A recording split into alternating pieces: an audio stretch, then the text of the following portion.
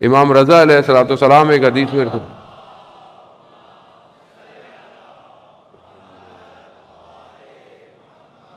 امام کی ایک حدیث ہے جو بہت طولانی ہے، امام اس کے اندر بیان فرماتے ہیں، اور یہ تربیت کے نقاط ہیں کہ جب کسی کی چھوٹی نیکی تمہارے سامنے بیان کی جائے تو اسے چھوٹا مت، اسے بڑا شمار کرو.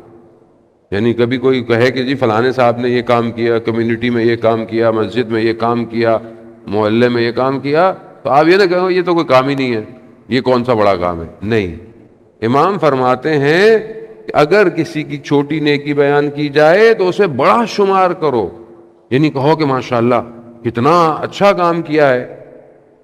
مثال کے طور پر کوئی یہ کہے کہ جی وہ فلانے شخص محلے میں قرآن پڑھاتے ہیں، بولا قرآن پڑھاتے ہیں تو کیا ہو گیا مطلب.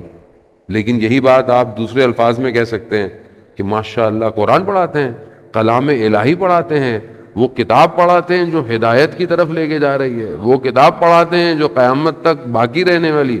کتنا بڑا کام کرتے ہیں، کتنا فرق ہے. لیکن جو بیچارہ قرآن پڑھاتا ہے اس کو تو فیس بھی بڑی مشکل سے ہم دیتے ہیں، اور اس کے بعد جو او لیول اے لیول کی ٹیوشن پڑھاتا ہو وہ فیس بھی اسی کی مرضی کی دیتے ہیں.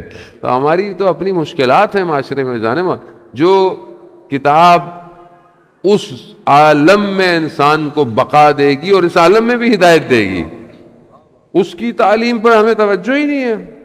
تربیت کا پہلا عنصر ہے کہ بچے کو قرآن کی تعلیم دو، قرآن سکھاؤ.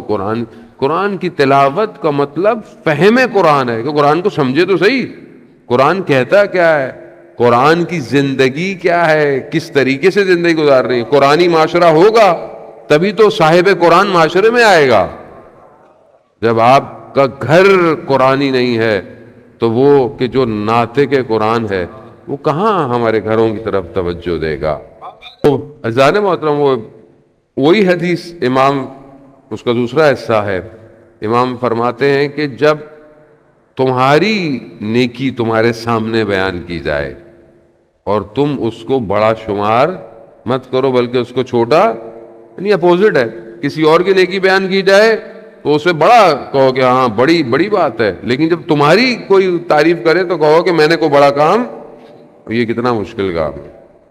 جب انسان کے سامنے کسی اور کی تعریف کی جاتی ہے تو آدمی کہتا ہے کہ بھائی میں نظر نہیں آ رہا آپ کو، اور جب انسان کی اپنی تعریف کی جائے تو انسان تو بس کہتا ہے تو کم تعریف کر رہے ہیں آپ. اور کتنا مشکل. اور مولانا کے آگے تھوڑا مشکل ہے ویسے بھی. کسی مولانا کے آگے کسی مولانا کی آپ تعریف کریں تو وہ عجیب سا ہو جائے گا. وہ تو یہ مشکلات باطنی ہیں یہ عزیزان محترم. مگر آپ دیکھیں کہ کیسے علماء تھے. شب جمعہ بھی ہے، خدا بہرحال علماء کی بھی درجات جو ہے وہ بلند فرمائے. شیخ عباس قمی کے جو صاحب مفاتی ہیں، مفاتی الجناح، آپ کو پتہ ہے کہ دعاؤں کی زیارتوں کی کتاب ہے، کمپائل کی ہوئی بک ہے، لیکن کتنی فیمس ہے پوری دنیا کے اندر. آپ دیکھیں ہر زبان میں ٹرانسلیشن ہے. دنیا میں چلے جائے، میں جہاں جہاں گیا ہر زبان میں پڑھی ہوئی ہے وہ کتاب. مسجد میں، امام بارگاہ میں، آپ اپلیکیشنز دیکھ لیں، Shia tool kit, divine plus, Urdu میں، فارسی میں، سب میں. آخر کیا وجہ ہے کہ ایک آدمی نے ایسا کام کیا کہ آج پوری دنیا کے اندر وہ کام پھیلا ہوا ہے؟ کوئی تو کیا چیز تھی؟ یہی چیز کہ ان کے والد صاحب مسجد جاتے تھے، نماز پڑھ کے آتے تھے، سادے سے آدمی تھے. واپس آیا ایک دن بیٹے سے یہ کہا کہ بیٹا مجلس کے نماز کے بعد جو مولانا ہیں وہ مجلس پڑھتے ہیں.